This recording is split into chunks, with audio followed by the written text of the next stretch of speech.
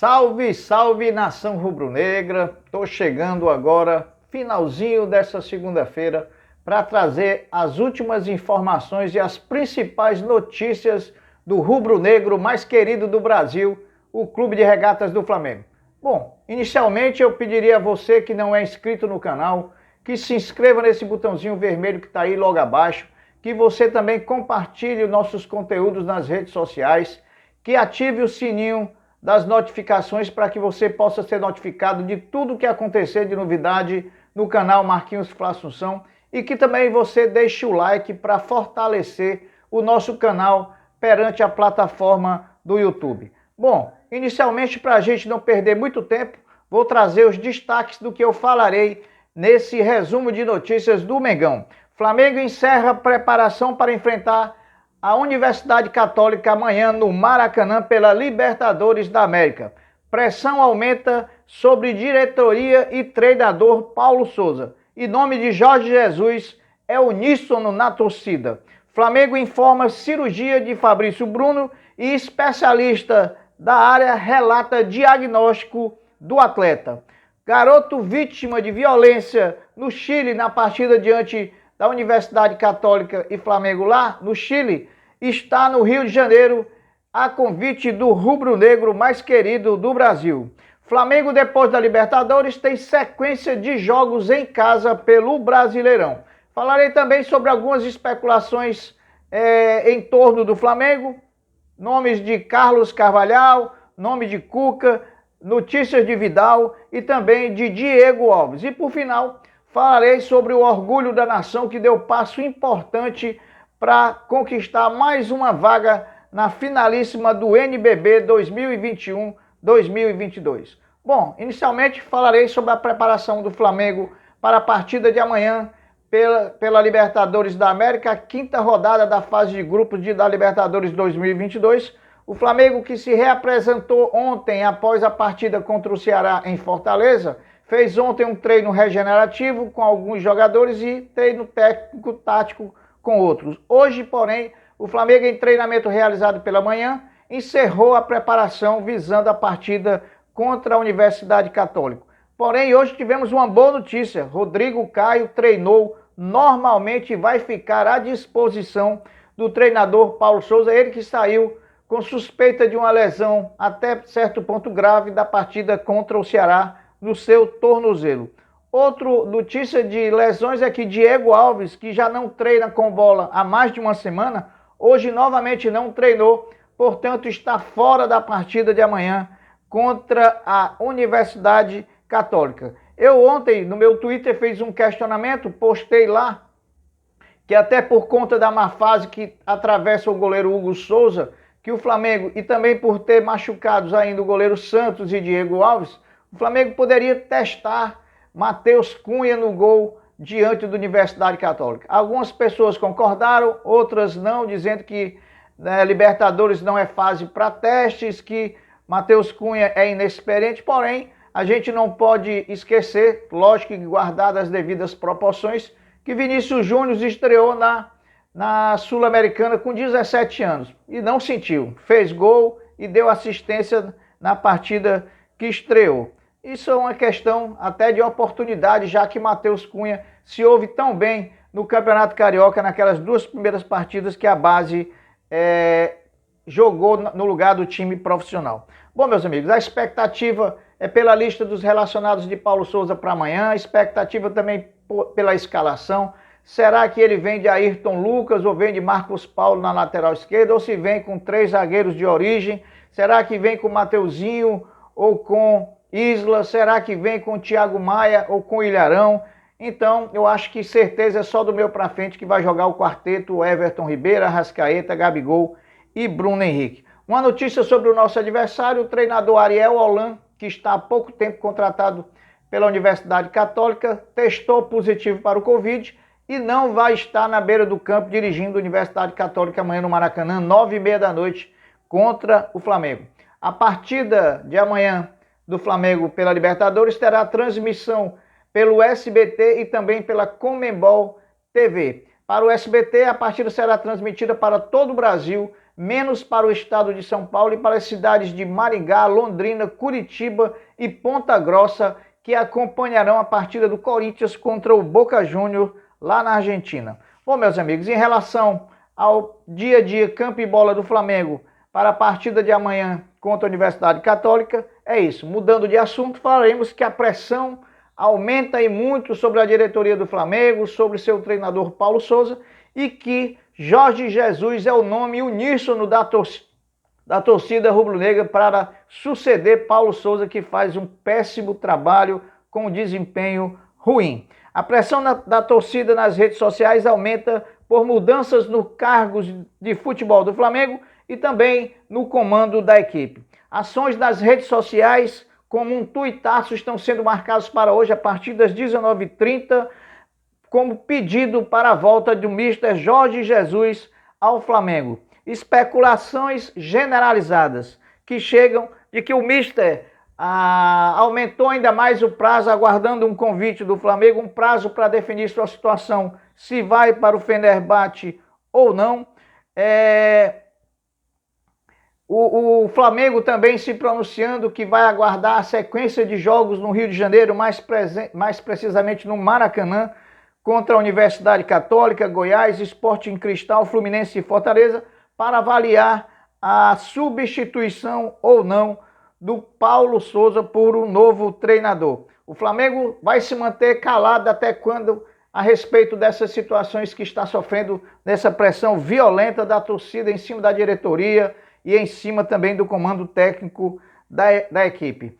Para amanhã, na partida contra a Universidade Católica, espero protestos gigantes, semelhantes àqueles que ocorreram lá no jogo de Volta Redonda contra o Altos, porém, uma forma mais acentuada, até porque já foram vendidos para essa partida de amanhã 45 mil ingressos de forma antecipada. Então, o que a gente espera, o que a gente entende que deve acontecer é um protesto de forma pacífica, mas um protesto que surta seus efeitos, até porque estarão diretamente falando a quem a torcida quer ouvir. Marcos Braz, Bruno Spindel, Rodolfo Landim, Paulo Souza e também aos jogadores que também têm sua parcela de culpa nessa situação que nós vivemos hoje, vexatória. Flamengo a uma posição de estar na zona de rebaixamento do Campeonato Brasileiro, coisa que não acontecia há muito tempo para a torcida do Flamengo, esse sofrimento. Bom,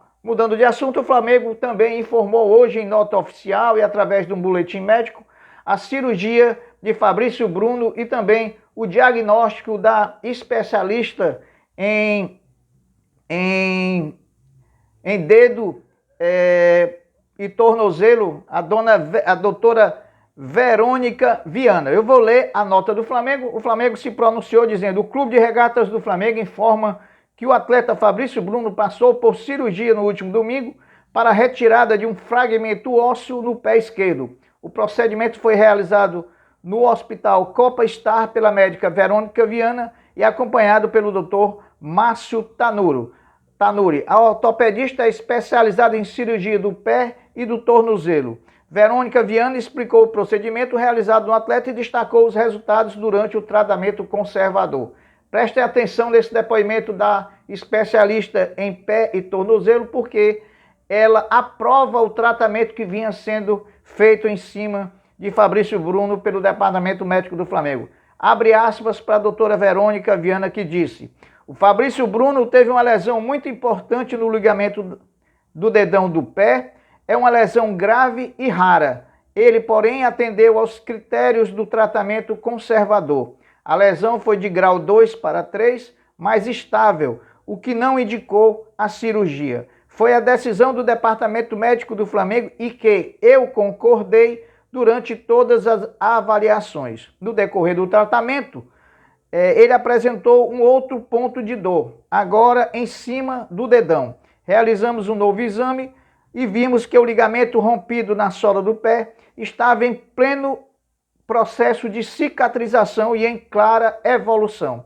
A dor dele remetia ao pequeno fragmento ósseo que observamos. Fizemos então o ressecamento de forma cirúrgica para eliminar o fator responsável por essa dor e que não comprometerá a recuperação dele.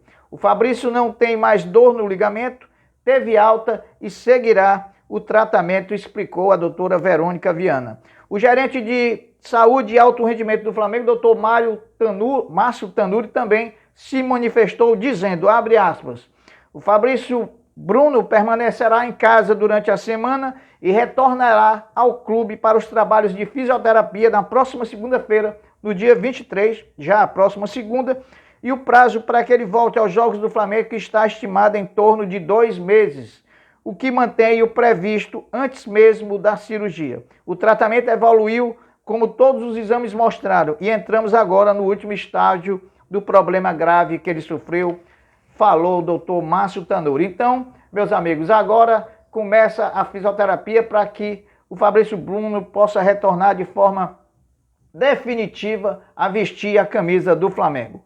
Bom, meus amigos, aquele garotinho que sofreu violência na partida do Flamengo diante da Universidade Católica lá no Chile, por ter sido ocasionado por uma pedrada vindo da torcida chilena, ele, a convite do presidente Rodolfo Landim e por ter sido convidado por uma empresa de turismo do Rio de Janeiro, a Outsiders Tour, a vir ao Rio de Janeiro, esteve hoje no Ninho do Urubu. O garoto Thiago, torcedor do Flamengo, que foi vítima de uma pedrada por parte da torcida da Universidade Católica quando do jogo em Santiago, a convite do presidente Rodolfo Landim, visitou o CT Ninho do Urubu nessa manhã de segunda-feira, acompanhado de toda a família. O garoto esteve pela manhã no clube, encontrou os jogadores, falou com Diego Alves, Felipe Luiz e outros mais, e foi recepcionado pelo vice-presidente de futebol, Marcos Braz. Lembrando que quem trouxe o garoto ao Rio de Janeiro foi a empresa de viagem, a Outsiders Tour.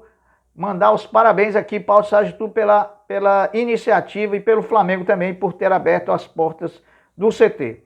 Bom, meus amigos, o Flamengo, depois dessa rodada da Libertadores, vai ter uma sequência de 3 jogos pelo Campeonato Brasileiro em sua casa, o Maracanã. O Flamengo realizará a primeira partida pelo Brasileiro no sábado, no dia 21, às 16h30 contra o Goiás. Depois joga no dia 29, um domingo, o clássico contra o Fluminense.